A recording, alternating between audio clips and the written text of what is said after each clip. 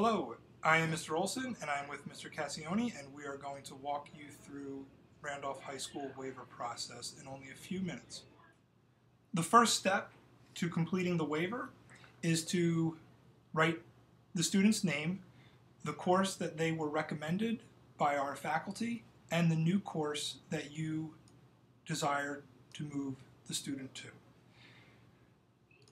The deadline for the waiver is this year, 2015, is April 3rd, and we generally are able to honor all waivers that we get by this deadline, and it's very important to receive the waiver by this deadline as it impacts scheduling changes and how we allocate faculty to teach certain levels, so we know we have enough levels based on student interest.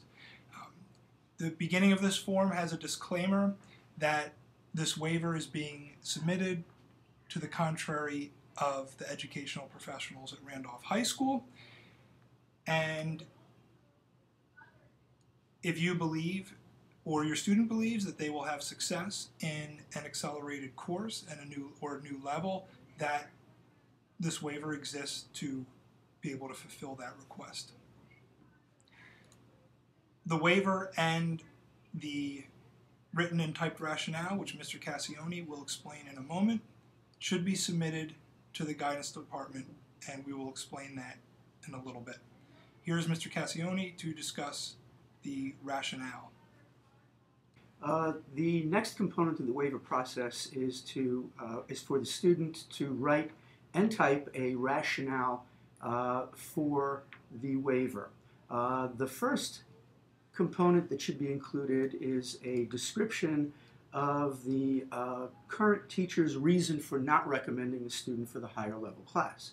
The second component is the reason that the student feels they should be waived into the higher level class. And finally, the third component is a reflection on the part of the student and an explanation of their plan for how they will be successful in the class.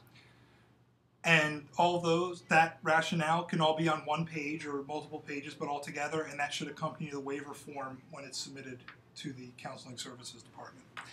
The next part that I will discuss is this part of our procedure, which says that any student who is waived into a higher level course and earns a D+ or lower at the end of the first marking period will be moved to a lower level course pending availability and if space allows. You can expect to be contacted by either the teacher at that point or the guidance department or Mr. Cassioni and myself to discuss this move if that is what is going to happen. Please know that if the waiver is granted and a student earns a D+ or lower, that movement to a lower level could affect other parts of that student's schedule if we feel that it is in the best interest of the student to move them down. If the student does end up moving down a level, then it should be noted that the weighting applied to the GPA for the course will be the course that is completed, and that is, in this case, the lower level course. Also, all earned assignments, those grades will be transferred to the new class.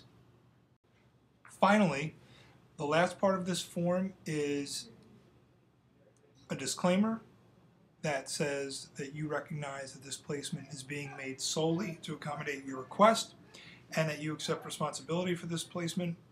Again, if your child or you feel that they can be challenged by a level change, then submit this waiver to guidance and we will process your request to the best of our ability.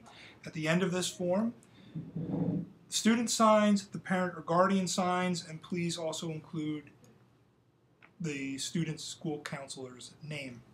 And the guidance office will process this request as quickly as possible. To summarize the actions needed to complete the waiver process: 1. Obtain the form, which will be available in the Counseling Services Department at the high school and also the middle school for incoming 9th graders. Please complete all the steps of the waiver form. Students should also include their written or typed rationale as outlined on the form, and all material should be submitted to the Randolph High School Counseling Services Department / Guidance Department.